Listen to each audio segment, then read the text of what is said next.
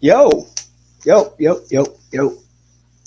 We are here, Ball Switcher Podcast Live, talking NBA. Your boy Phil and Waleed back at it again. John had to cancel a little late because under the weather, so feel better, John. Also, fuck the Knicks. Because I was playing online, online playing out game. Julius Randle made the game tying shot before OT, and then missed the game winning shot in OT. So, fuck the Knicks. So. We had a lot to talk about tonight. Apparently, a lot of things Pacific Division, because a lot of things are going down there right now. But before I begin, Ball Switcher Podcast down below, audio on all your podcasting platforms. Also, if you want to see us visually, our beautiful faces on YouTube, and I believe right now Twitch and Facebook every Monday live. So tap into those. Waleed, how are we doing today? I'm fantastic, my brother. How you doing? Pretty good. But before we got on, it was actually after we got off work.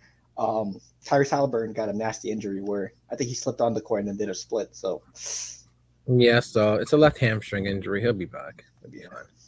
Hopefully he's back in time for the All-Star game. Isn't it in Indy, or is it somewhere else? I mean, I highly doubt a hamstring injury takes him out for more than a month. But I could be wrong. They probably might keep it safe, maybe let him sit out a couple games. But hey, we'll see what happens. Speaking of them, the Pacers and the Bucks, they've been having a good old rivalry ever since the Giannis Ball incident.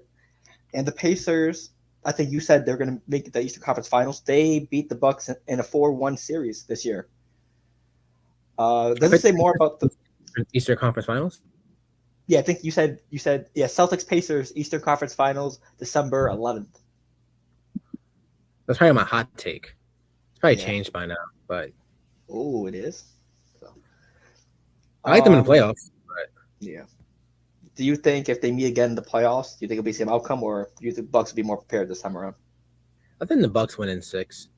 I think the dynamic for a 7-game series is a lot different than spaced out games, and I think Giannis is one of those players that just notches it up to another level in the playoffs. And I don't know yet if Tyrese is going to be that person who notches it up another level during that time, right?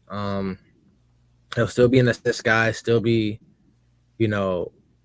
very efficient, but you need that guy who's going to take over in order to really get there, right? If you look at any of the teams that's won recently, whether it's Jokic, whether it's Giannis, whether it's LeBron, whether it's Jimmy, you need somebody that's going to take it to that next level and take over. And Tyrese is a very playmaking eccentric person that has really good spurts of scoring when he needs to. But can he flip that switch this time and mess up the scouting report on him, which is he's going to dish the ball out? No, I can drop 30 and 8 because you might not need 14 assists in the playoffs anymore. You're facing a team of people of 2 battle-tested, really 3 battle-tested players for the playoffs. 4 if you really include Brook Lopez as well. Yeah. And I just don't know what they do to stop Giannis in a 7-game series where all bets are off. It's win or go home, and he's always been pretty good in that setting. So I think the Bucks win in 6, and then he have Dame on top of it, who needs to get his lick back at some point, right? I don't know how the Pacers beat them, but I could be wrong. Yeah, I think the Pacers. I mean, we saw the in-season tournament with the Pacers and Lakers. Halliburton was pretty much clamped up on the big stage for a while until that late fourth quarter. You saw people like Neesmith and Mathurin and others try to provide the scoring when Halliburton couldn't. It was tough because if you put an effective game plan against them, he has trouble scoring. So, I mean, stuff like that. I mean, the Bucks have good wing defenders. You have Middleton. You have Bobby Portis that can help. Giannis probably might guard him here and there. So. Plus they might be in the running for Pascal Siakam. I think they do need another scorer to try to help because they've been in rumors of it since the Kings are out. So I don't know who they would trade, but they probably need someone to help even it out. The Bucks back and forth. The Bucks or the Pacers? The Pacers. They're in the rumors to get Pascal Siakam. I mean, Buddy Hield is going to get traded. I don't think they trade Miles. No, They'd probably trade Buddy. I'd hope they wouldn't include Neesmith or Mathurin because I think they're really core and really good. I think they might if they traded Pascal, that I think one of them might go. Maybe McConnell and some picks. I don't really have any picks to trade. No, but yeah, it's tough. But I mean, we've seen, like you said, he can diamond any chance he wants, but sometimes he kind of try to settles and not wants to be as assertive when he wants to when it comes to scoring. Because I mean, as of certain games against the Bucks, he gives you the assists, but sometimes he struggles to get 20, 25. And you're regarded as one of the star players now in the league or close to it. You gotta give them 20, 25 a night. Well, to some people, some people say like Wally Serbiak last year. Superstar ain't no close when it comes to the word star. Yeah, Wally Serbiak. There you go. The Knicks commentator who said he was a wannabe All-Star last year. I was saying from those people who said that. So, but yeah, I think because the Bucks, they're seasoned veterans at this point. They know what it takes to win a championship, how to go to take a deep run. And the Pacers haven't had that in a while. So, probably ever since Paul George and them. So, it's a lot of experience from the playoffs, and the Bucks have plenty of it. But I wouldn't be surprised if they got upset by the Pacers in the second round, just because anything is possible. Because we didn't expect them to lose to the Heat first round last year. That was a shocker. But turned it up against Drew Holiday, and they got sent home early. So, but that is the Heat. Jimmy Butler's a different kind of breed, and the Pacers don't have that type of player on their team. So, hey, special occasions. Also, Celtics looking good so far at home. So far they're undefeated. I think 17-0. Tatum has been trying to find that dog in him since the last time we talked. You said Derek White is their main dog, and rightfully so. I mean, as of right now, the Celtics should be the favorite in the East, but I think there's still some stuff that needs to be fixed and toned up with the team, the players, Jason Tatum especially, and the roster. Because I think they lack some things that will probably help them put them over the edge. Because they've been consistently an Eastern Conference team year in, year out, but they've always troubled to get that over the hump, whether it's losing in Game 7 in the Eastern Conference Finals or falling short against the Warriors. So, do you think they need to add any specific person to the team or like any type of build to help them, like, build their depth going forward? Or what does Jason Tatum need to do differently? Because I think he said last time too. He shoot less highly contested threes. He has just very shot selection. I don't know why. He's way too talented to not get down low and get once he can just start barreling towards the basket. He's a really good finisher, has a pretty good post-up mid-range. He can shoot the three, obviously, but he doesn't have to shoot at the clip that he does it all the time. It's like 10 to 12. I think shot selection is like a huge thing for him. But that's the only flaw I really see in him. It's just shot selection sometimes, where it's like you can just get down there and just score consistently, right? But in terms of pieces, who's your starting point guard again? It's Drew Holiday. It's Drew Holiday and White. They like to mix it up. Yeah, so there's not much that's missing, right? You have one of the best, some of the best, if not the best defense in the league. You have Kristaps Porzingis, who is a Swiss Army blade that I think people just don't give enough credit for. You have every piece you need to win. It's just about who wants it more at this point. I don't think there's a question about roster assembly. I don't think there's a question of whether or not the Celtics can make it to the end. It's about just consistency from your two biggest stars that'll get you there. Like Jaylen Brown. I think when Jaylen Brown gets it going, he's a top 10 player in the league. Like, bounce out of this world. Like, he just has one of the best heat checks out of all the NBA players. Like, I also cringe when he shoots the free throw because sometimes he makes them, sometimes he misses both, sometimes he make one, miss one. I guess whenever he gets the free throw line. And if those two just like lock in, just look for, because Jaylen Brown's in my opinion their best slasher. Just lock in on getting low, rolling downhill a little bit more, opening it up because you already have a lot of perimeter shooting, right? You have like you got a lot. Hauser. You have White. Hauser. You can make it work. Yeah, I think it's just shot selection, but I'm not going to tell the Celtics how to be better because I don't like Boston. So You don't want to you want to get knocked out in the first round immediately. Anything Boston related is that's just Yeah, crazy. that's fine. I mean, for me, I love. I mean, don't get me wrong. I love Tatum and Jalen Brown, but I think I agree that Tatum. You're 6'8", 6'9", like 230, 240. You should be barreling down. You shouldn't be settling too much for the threes. It's like I see a lot of Curry-esque movements from him when he doesn't even need it. He can shoot threes, but he's not a 3-point shooter because he's had games where he shoot like 7 for 10, but he's also had games where he shot 2 for 12, which is crazy from three. Like you can make them, but you're more effective like slashing and sort of like play more almost like a point forward. Like his assists been like 4 or 5 a game. You need to slash to the basket, make a play, either kick it out or attack and get the basket because you can easily finish at the rim with any type of maneuver you want, a euro, left hand, right hand, any type. So I think he needs to settle more for the mid range and attack than more than shooting threes because sometimes he'd be shooting contested and sometimes he'd be missing like the wide open threes as well. I feel like he needs to work on being more confident when shooting wide open because sometimes he misses like one or two wide open and then he try to outdo himself by making like a contested the very next play. So plus he's only 25. There's still plenty of time. I mean, a lot of the NBA players don't win championships until like their late 20s, so I'm not too worried about Tatum. But we have to start wondering if he can be the number one. Celtics can get the job done down the road. So time will tell. Hopefully this year will be it, but if not, this might be the best chance to do it because of this roster.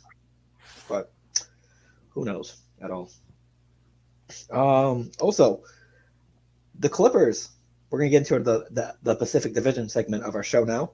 The Clippers. The Clippers are clippering. They've won like a good majority of their games. Maybe they lost 2 out of the last 20 or so, something like that.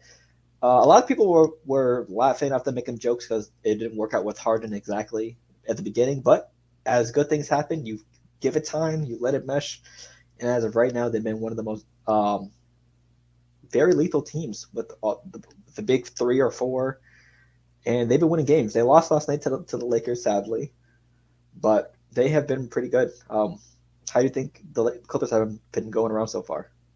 And can they be dangerous down last time? I think they have if they stay healthy, I don't see how they don't win. Honestly, bias aside, I like Paul George is just Paul George. I don't even know how to explain it. Like, he's just such a smooth player that either he's fully on or he's fully off. But when he's on, especially as the second best player on the team right behind Kawhi, and arguably he can be the first whenever he turns up for real. Like you have 2 interchangeable superstars. I guess you could say Paul George is more of an all-star now, but you could still argue superstar when he plays like at that level. One of the There's best not much for two-way players, right? I think that with the clip that they're playing at with James Harden running the pick and roll as well as he is and incorporating his block, he's given him a much better year than he was having before. Learning the in and outs, like Zubac is like getting 12 to 14 rebounds a game, set almost 15 points a game compared to before. Like he's having like career highs in terms of a stretch. You have such a good dynamic with the front court. But what really shocks me is the difference, and this is like one of the things that people get caught off guard with, the difference in between when Harden's in the floor and when Russ is on the floor. And Russ is such a high-paced player that relies on the fast break and being in rhythm, which is a good thing and a bad thing because when he's out of rhythm, you can really see it like on I guess Lakers not too long ago. Yesterday, I think it was, yeah. Get a rhythm. Sometimes it's hard to watch him try to force himself back into it because of his ego, and that gets a little bit difficult. But when he's in rhythm and he's moving the ball, there's not much you can do to stop the team because he's just a ball of energy. Like he's playing the best defense I've seen him play in years, right? Likely to be all defensive team, maybe not first, but second or third. He's playing out of his mind on a defensive end, and it's the things that don't even show up on a stat sheet, right? It's the double teams, it's the deflections, Also it's the plays some shit too. certain like dunker spots to push the ball out. Like he's really doing his thing. He's working on getting around screens a lot better, which he used to be lazy on. The Clippers don't really have much weakness besides themselves, and that's why I think they can win it all. I just think that, like for example, yesterday it took almost every player besides what Zoo and Paul having a bad game for them to lose. Like Kawhi was playing bad, or Norman was playing good, obviously. Kawhi was playing bad, Russ was playing bad, Harden was playing bad. Like, and those are three of like the top 5, 6 players, right? So, what do you really do? If you see like they only lost by 3, and they almost came back because they the Norman Powell 3 rattled in and out, right? If Zubac is your higher scorer of the night, well, tied with Paul George, obviously, but if Zubac is like your highest scorer next to Paul George, then it's probably an off night for the rest of the Clippers. So it took a vintage game from LeBron and like some help from around to get that done. But how often would that happen at this stage? Like I think that personally, the Clippers just look like the best team in the West. The Nuggets, they're obviously the defending champs, and Jokic is still the best player in the league. But what do you do in a 7-game series against a team like the Clippers, who can hold their own, who have multiple people that can come out of nowhere? And like, just like Russ showed him before, if you really need him to, what if he needs to drop 20 in a game? And just all of a sudden, he puts pressure on. And you have Norman Powell, who is one of the most slept-on scorers in the league, that's on the bench, that can slash really well, that can shoot the 3 ball. He's shooting like 47% right now. Like, that's ridiculous. Off the bench. And he's taking a lot of threes. It's not like he's like taking 1 or 2. It's like 4 or 5 a game. What do you do? Yeah. There's not much you could do to compete with him. I think that the Lakers had a lot of big bodies to throw at him. And for players like Russell Westbrook, who, as athletic as he still kind of is, still struggles against bigger players with like the decline of his athleticism and the decline of his ability to maneuver in the air a little bit. Sometimes you see him get lost in like layups or like a bad decision that he can't get himself out like he used to be able to. And so he struggles against like really big players, like on like the Pelicans he struggled against before, the Lakers sometimes. But if you don't throw big bodies at him, what do you do, right? Kawhi has an amazing game. He win by 10, 11 probably. So I think the Clippers are just going to continue to, as long as they stay healthy, end up probably second in the West, maybe first.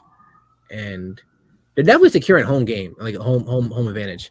I just think that there's not much that you could do to really, box for them. So. Also, side note, the Jazz are blowing out the Bucks by damn near 30 right now. 64-37 right now in the second quarter. Oh. I don't know, man. The Jazz have been on fire. Is everybody playing on the Bucks? Is everybody playing for the Bucks? Yeah, everyone's healthy. Let me check. Yep, everyone. Oh no, sorry. What? Oh yeah, Dame Lillard's not playing. Never mind. Okay. I mean, that's not a huge thing because Dame's been having a on and off year. It feels like he's like still kind of assimilating, but yeah, crazy. Yeah, for the Clippers, it's kind of hard for anyone, no matter what team you are, to guard a duo like Paul George and Kawhi, especially when they're hot, because not a lot of teams have the assets to do that.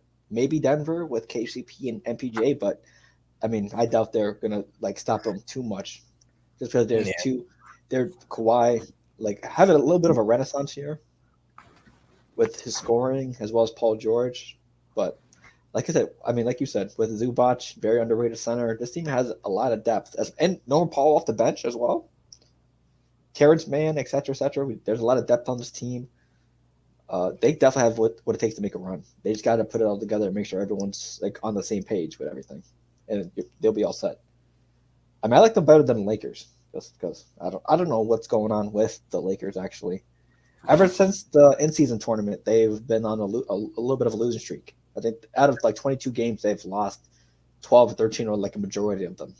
So all those players they added in the offseason aren't showing up and producing that they thought they would. Christian Wood, Gabe Vincent has been hurt for I don't know how long.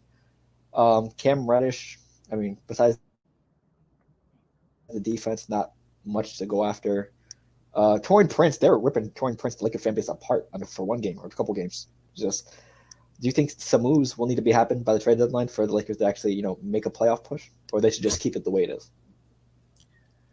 I mean, if you look at their core, I mean, you keep LeBron, you keep AD. I think there's expendable pieces, right? Like D'Angelo Russell's expendable, Torian Prince. Would Um, Reeves? no, do not touch Austin. No. See, I think Austin's a key piece, and I just don't see why you would get rid of somebody who can just have a monster game at any point and just has a really good chemistry with like LeBron and AD. But I think it maybe takes a couple more games, but I just think it's just hard to find that consistency with the role players they have right now. I think that the D'Angelo point guard role kind of ran its course, and it's not even his fault. LeBron's naturally a point guard, right? Point So there's forward. not much to do with him at the point. Kind of abandon traditional points if you really want like somebody that could mesh with him. But um, I don't really know. I don't know what moves they make right now that would change anything besides when you get like Zach LaVine. There's As a, rumors, yeah. DeJounte Murray and Zach LaVine have both been rumored targets. I don't really see why you get DeJounte Murray, but like Zach LaVine would make sense just for scoring. Um,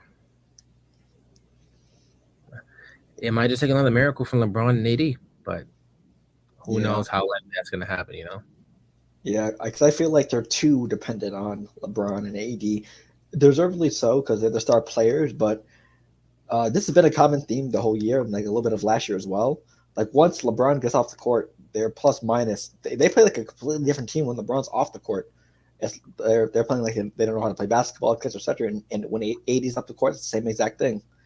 Like they need one of them to be on the court to fully function, and it's been very very stressful for the Lakers, especially if they want to make a deep playoff run. I mean, they need someone like a Zach LaVine to create their own shot and don't need like a setup, because Zach LaVine has been wasting his time in Chicago right now because they haven't been competitive for I don't know how long ever since he got there, and they're looking to blow that shit up, which they should, just because we don't know when Lonzo Ball's coming back. Apparently in January, but I think it's way too late for that. This big three in Chicago has ran its course, and probably everyone needs to find their own spot and let the Bulls finally rebuild. But for the Lakers, yeah, I just think they need to switch it up. D'Angelo Russell's not cutting it. I think you need to put LeBron at point and just probably find another shooter or a scorer to complement him. Like Zach LaVine is perfect, but I don't know who.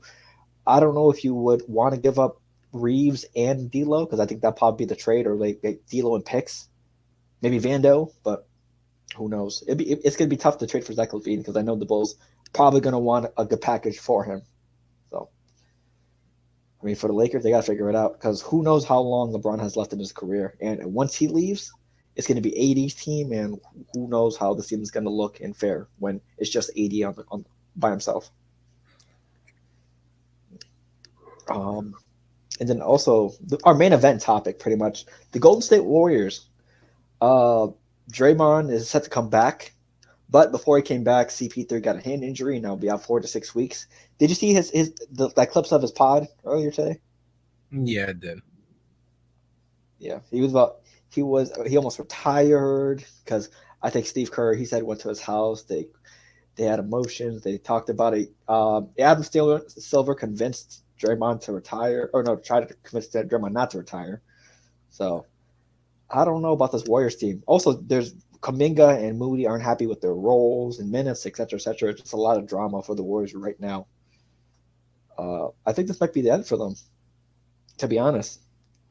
Steph is doing everything he can. Everyone else is struggling. I don't know how. I think they don't have a future to build past towards the big three of Clay, Draymond, and Steph, because Poole's gone, and you traded Chris Paul for Poole, and then who knows if Kuminga wants to stay in Moody. So the dynasty, well, I mean, not the dynasty, but the Warriors, might be cooked now. Of course, there's more seasons, but who really knows at this point? It's looking bad for them right now. Yeah, I think they could find a way to pull it off, because last time we thought they were cooked and they won a championship. So, honestly, I think if Clay can pick it up a little bit, which he has been for the most part. He's been streaky as hell. Yeah.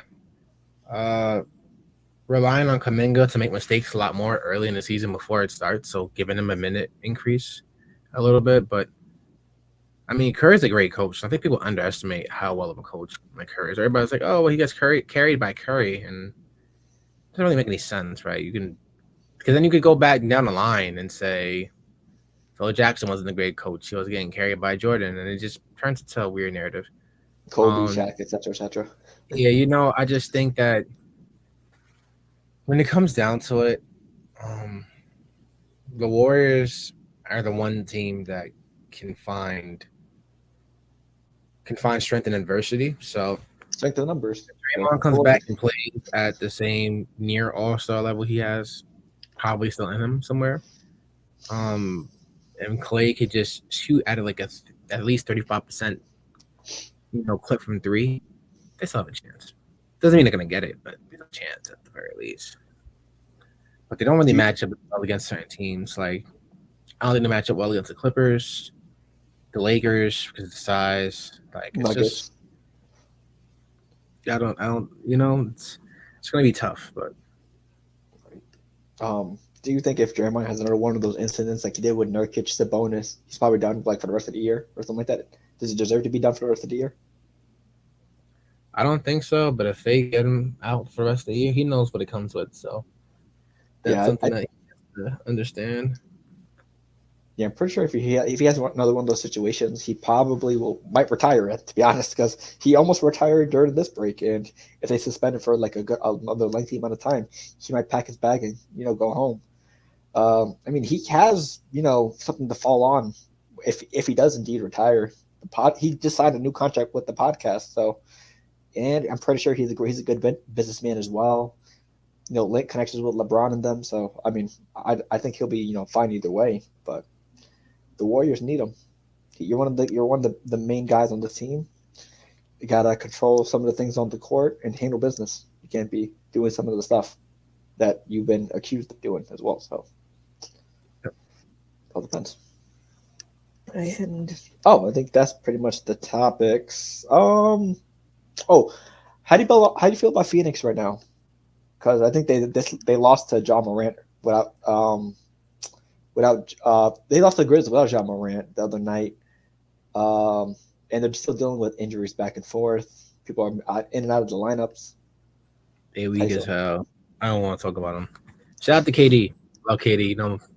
Morant's my favorite players of all time. Shout out to Devin Booker, straight killer. Nobody's talking about Phoenix right now.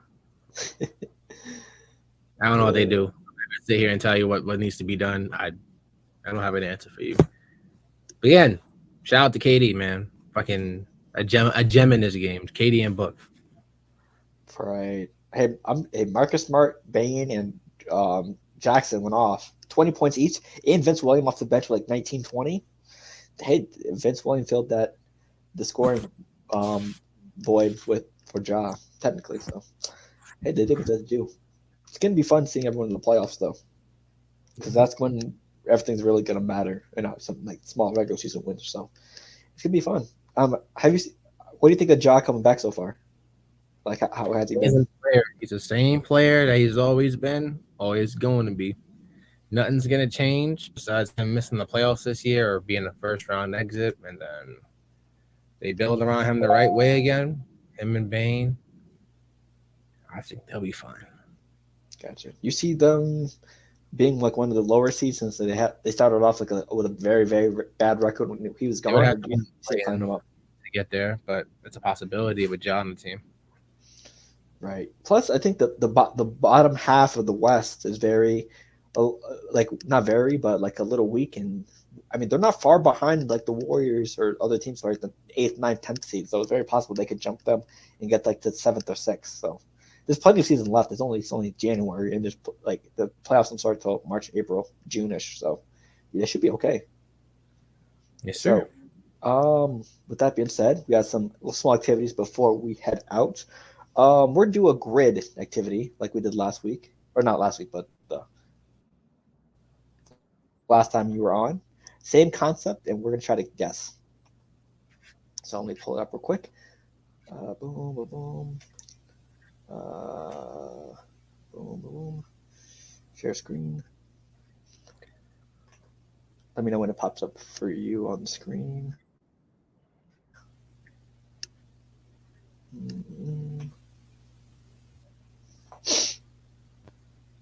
Let's see. Bang.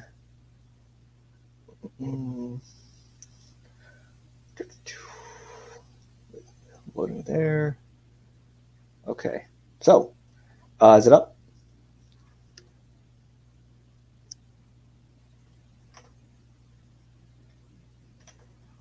Okay. Sure is. Can you see it?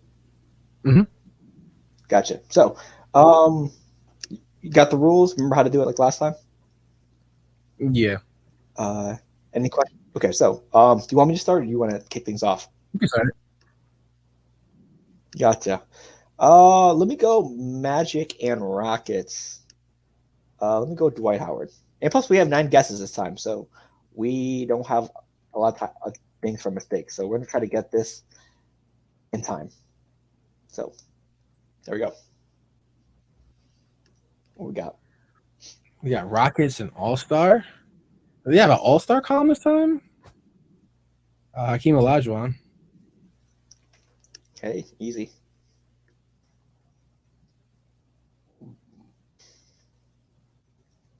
Okay. I'm gonna go. Let's go. All-Star Hawks. Let's go Dominique Wilkins. Go old school. Here we go. Knicks Trailblazers, Josh Hart. Great guess. Okay. Rockets and Knicks. Jeremy Lin. I think Jeremy Lin played for the Rockets. There you go. All-Star Trailblazers. We looking for the rarest answer or Whatever you want. If you want to go to obvious answer, it's up to you. Damian?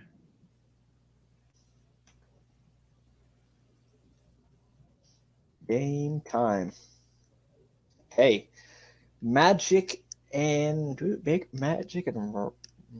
Blazers, or do you want to go Hawks Knicks? Oh, I'll go Hawks Knicks. Jamal Crawford. J crossover. Okay. The two teams that I watch a lot of, Magic and Trailblazers. I don't think I can't be Hero. That man only played for the Magic, and I think someone else. We're thinking Magic and the Suns, maybe. Yeah.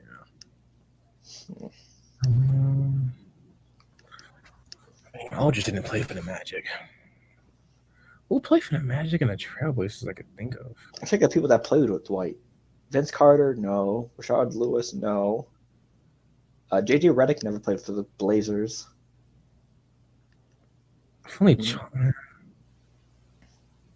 Chandler Parsons didn't play for the.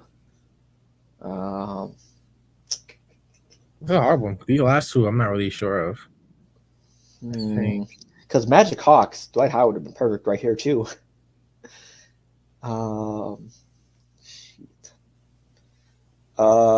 Patrick Ewing never played for the Hawks. Clyde, T-Mac, no. Vince Carter. Did Vince Carter ever play for the Blazers? He played for no. Oh, yeah, I think he played for the Hawks, didn't he? He didn't play for the Magic, did he? Yeah. Vince Carter? Then he put that for that one. Perfect. Okay. I hope so. Unless I'm a fake Dwight Howard fan then. Okay. So we're down to the last one. Magic and Blazers. So old school Magic players. Did Horace Grant ever play for the Blazers? I have no idea. I'm trying to go. Shaq, no. Penny Hardaway. Let's see, We could try it. Roy.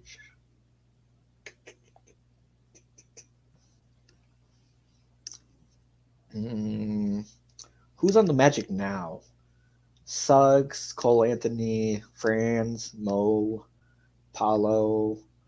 I'm trying to think like the vets they have. Markel Fultz never played from the Blazers.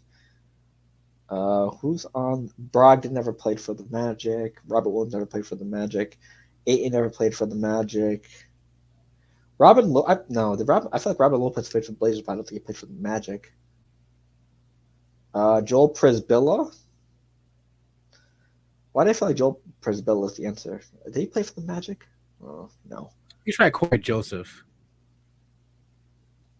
I don't know if it's right, but you could try it. Hey, if it's wrong, it's wrong. Because he played for damn near everyone. Hey. Yeah, that's the missing one. Who the fuck played for the Magic? Well, I want to check. Players that played for Magic and Blazers. Oh, we're in it. Trevor Ariza. Sean Kemp. Who else? Rod Strickland, apparently. Yeah, Rod Strickland. That's crazy. You would have never guessed. Yeah, Rod Strickland, Sean Kemp, Trevor Ariza, Juwan Howard, Robin Lopez. I said Robin Lopez too. Channing Frye, Mario Hazonia, Shabazz Napier. I don't know what. I should have went to Robin Lopez. Shit. Well, we failed. Unfortunately. I mean, we're off by one guess, so unfortunately. So, hey, it is what it is. So up next, we're gonna do a little game. It's called the highs and the lows. No, don't copyright us, Chance the Rapper. But I'm gonna give Wally two players, and he's gonna guess who had the highest of something or the lowest of something. So, for example, if I gave you LeBron and Jordan, who do you think had the lowest career lows in points? Jordan. LeBron career low points. So LeBron's career low was 3 points, and Michael Jordan's career low was 2 by 1. So who had the? So between Westbrook and KD, who do you think had the lowest career low? Russ.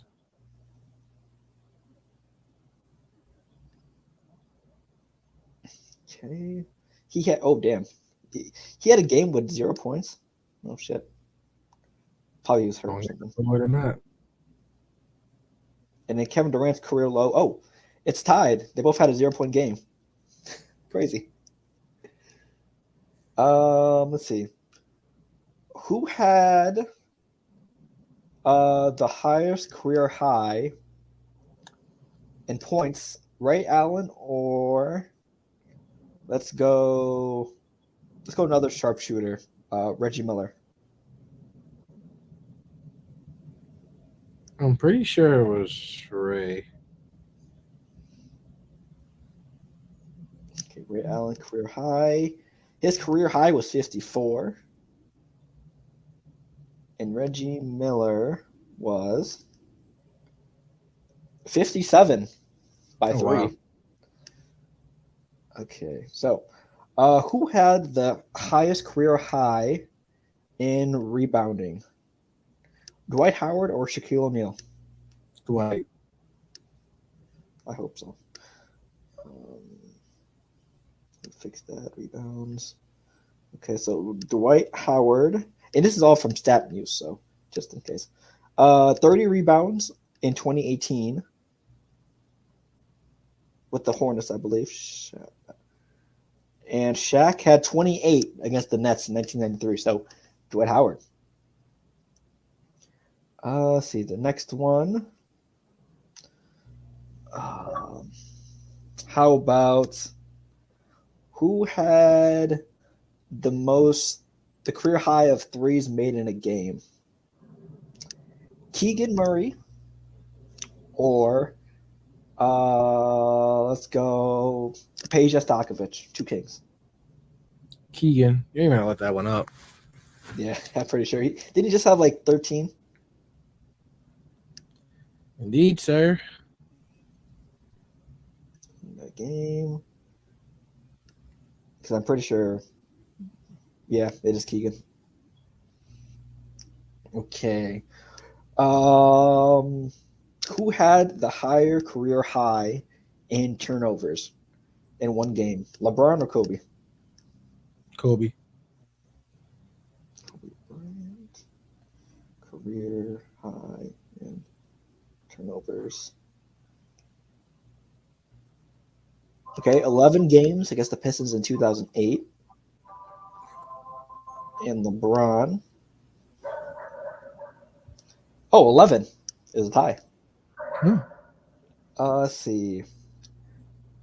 Okay, who had the career high in blocks? We're going to go Dikembe Mutombo or David Robinson.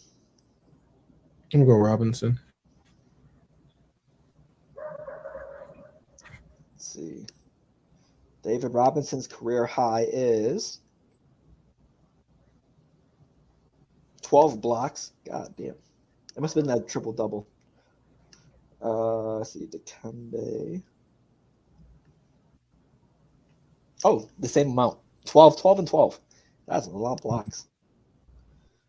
Okay, and the last one. I'll do career high in assists. Halliburton or Trae Young? Halliburton. Career high in assists.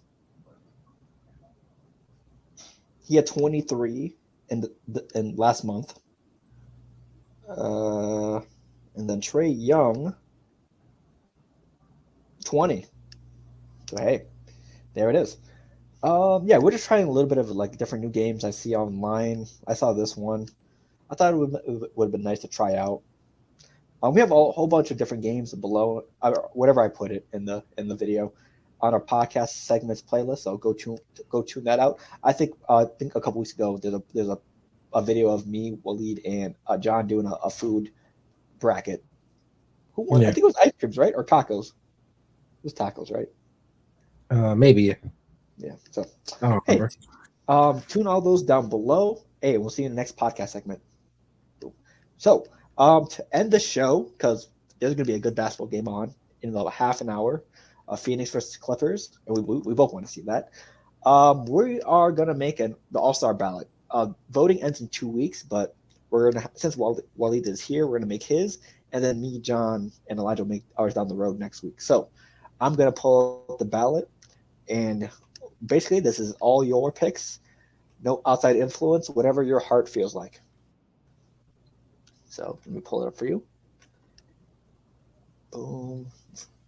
Who deserves to be an all-star according to Waleed?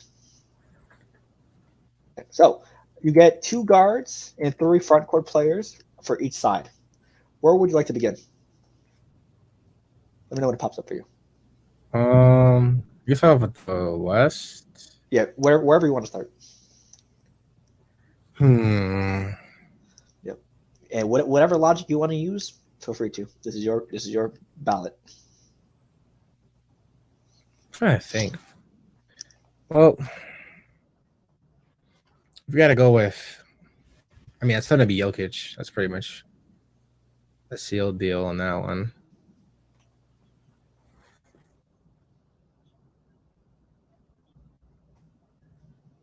Let's see. This is my first time using it. There it is. Okay. I'm about to say it's my first time using it. Not gonna lie to you. At point guard, there's a couple places you can go. You can go SGA.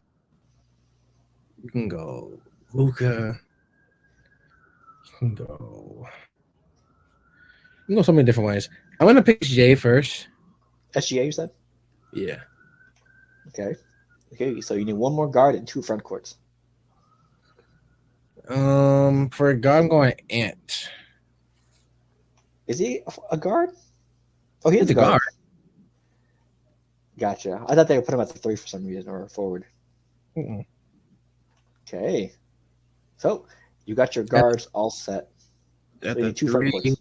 I'd probably have Kawhi, who's shooting out of his mind.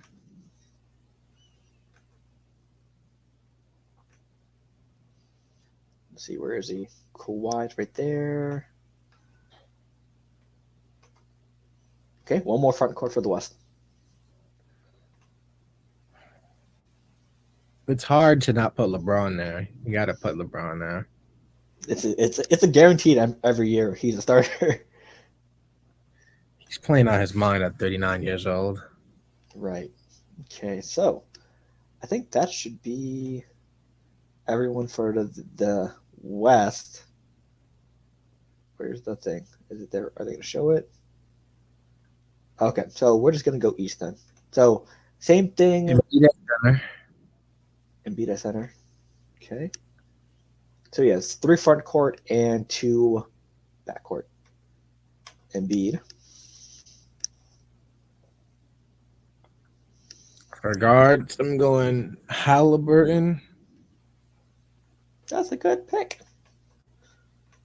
And How about I say?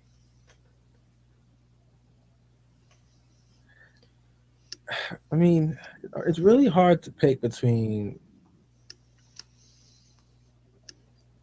Brunson and Maxey for me. Yeah, I agree. I'm gonna go Brunson just because the Knicks are higher. I mean, no, the Knicks aren't higher. Actually, no, I'm going Maxey because I'm a huge Maxey. Said fuck the Knicks. No.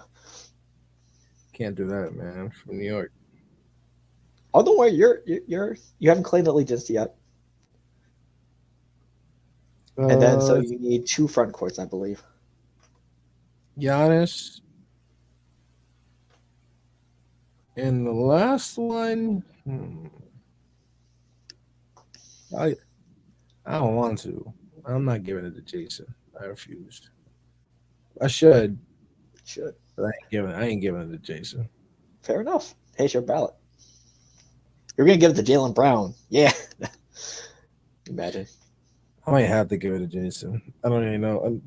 I don't want to, but yeah. I think the closest one. Yeah, there's a lot of other options besides him. I mean, Paolo's not too bad. Yeah. Yeah. So we're giving it to Jason Tatum? Yeah. Yeah. That's a smooth move. Okay, so review picks. Okay. Oh. Your official ballot. The guards on the West, SGA and Edwards, and your front court, Jokic, Kawhi, and LeBron, and the East, Maxey and Halliburton, and your front court for the East, Tatum, Giannis, and Embiid. Okay, I think it's a solid group. And submit. Oh, we're not going to do that. Okay, I'll do that later. So there's your picks. Let me know in the comments below if you're rewatching this or if you're watching this now. Who's your all-star picks? 5 from the West, 5 from the East, front court, back court, etc., etc. Before we head out, have you seen the JJ? Do you watch JJ Redick's pod, like clips here and there? Yeah. By any chance? Yes, yeah. Do you see what he said about Derek White being an all-star? Yeah. Do you believe he should be an all-star? Why not? Ooh. Because I feel he like is one of the best. He's really, really. The Celtics don't win without Derek White. Celtics don't really win. You take out Derek White, that roster falls apart, in my opinion. Yeah, because he's pointing out a lot of stats. Like, if he touches the ball, he's top 10 and most likely get a point. If he's guarding someone, he's top 10 and most likely stopping a point, etc., etc. Without Derek White last year. Yeah. Full sweep. Oh, yeah. They would have lost in Game 6 if it wasn't for Derek White as well. But hey, I mean, I think it's tough just because I think there's so many players in the NBA, especially in the East for guards. I think he's like outside looking in because Dame, Trey, Hallie, Maxi, Brunson. That's like 5 or 6 right there. Mm-hmm. It's tough. I think he deserves to have a case, but I don't think he makes my ballot just because there's other people. There's a lot more people that impact at a higher level than Derek White, even though he does do a lot for Boston. Mm. It's tough because I love Derek White, but there's way too many good guards in the East. But hey, hopefully he gets his recognition. He should be worst case scenario. He should be an alternate, or he should be like a bench starter for not starter, but bench player for the All Star team. But hey, we'll see. I think aren't they doing East versus West this year? They're bringing it back. I think so. Yeah. Do you like it that way? Or do you think they should have kept the draft? Yeah, I didn't care about them picking their players. It didn't really. I didn't care about that at all. Yeah, Giannis was terrible drafting. LeBron was over here, boom, boom, boom, boom, boom. Giannis was like, I like him. Let me get him on my team. I mean, plus, do you think there's better players on the East or West? Because I feel like sometimes some years it might be too lopsided where a lot of good players are on one side of the conference. But there's a good balance right now, so I think it should be a good year. Hey, I mean, I'm hoping we have a good year of basketball.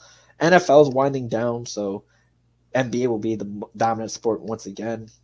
So hopefully, yeah, all the NFL viewers come to NBA, come watch the basketball. So before we head out, last words. What you got? Anything on your mind? Besides it being hot as hell in my room and me dying. Really? Damn, is that cold outside? You got the heat up. Walking this entire video, it's terrible. Low income housing, gotta love it. If the Clippers win, I don't know. I'll figure something out. But I'm gonna need that. Just give Russ one ring, and I'm happy. Hopefully it's not good. If it gets to Boston, I'm gonna cry. That'd make everything a lot better for you. If he wins the ring against Boston. Fuck Boston. I would love it. Yikes. Well, I'm just hoping he never goes to New York or the Knicks. Oof. Honestly, let him pull up Blake Griffin, wind down in his career. Come to Boston. Come win a chip in Boston. I'm pretty sure he'd be conflicted if he was a ring in Boston. Wouldn't even talk to that man anymore. Imagine. I mean, hey, it's a ring, right? You didn't say how. You said you don't care how he gets the ring at this point. Don't count for me. Hey, if he wins one, I'll buy you a Russ Boston jersey with the championship logo on the side. I'm gonna burn it. Also, hey, I'm looking forward to seeing you this upcoming weekend. Likewise, I'll be there Saturday morning. So Friday morning. Saturday morning. Oh, Saturday morning. Okay, gotcha. Because I think most of us are going to be there around Friday, 3 p.m., 4 p.m. So we will see. Yeah. We're doing Secret Santa. Just a heads up. I got you something. I know. As not for Secret Santa, but for Baller Central as a thank you for being part of the team. So I'm pretty sure you'll like it. So, for me, check Waleed out and everything. He has a YouTube channel now. I think you upload two YouTube videos now ever since you entered it. Your intro and another one. So yeah, his links will be down below. TikTok, IG. This man's working hard on the social media game, putting a lot of effort into it. So got to show him some love on all that. Also, his music will be down below as well. Just all of his links. Check him out. Great person, great personality, funny as hell. Probably one of the funnest people I know. So talented and hardworking. So hey, got to make sure I shout out the people on my team. Appreciate it, man. Yep. So hey, with that being said, that has been the pod. Hey, good amount of time. It's 9:32. I got to do some things, and we have a game to watch. Who wins tonight? Clippers, Suns. Before we head out, smoking them. Clippers by 40 piece. Kevin Durant 0 points. It's back to back. I'd say 15. Yeah, I hope. Is everyone healthy? I hope everyone's healthy. Well, I don't know if Beal's gonna play. Everybody should be playing. I don't know about the Suns, but I don't care. Give them more. There's got to be someone on the Suns resting. No, Bobo. Yep, everyone's playing. Beal, Booker, and KD. Yep, it looks like we're gonna have a full good game. So, with that being said, from myself and Waleed, thank you for coming through as always. Always a pleasure having you on. Talk basketball and other stuff. So with that being said, from us, Ball Central. I will not be on the NFL pod this week since I'll be on the road. Me and my bestie will be going up to the trip together, so I will be leaving on Thursday. So it'll be Elijah and John holding down the fort on Thursday. Hope you guys have a good pod, talk football. Also, thank you Jets for helping the Patriots get the number 3 seed. Appreciate it. So from us, thank you for tuning in. Make sure you check out all of our audio stuff down below on all the podcasting platforms. If you want to see the replay, you can watch on the video replay. You can watch it on Facebook, Twitch, and YouTube. And from us from Ball Central to y'all, thank you and have a good night. We are out. Deuces.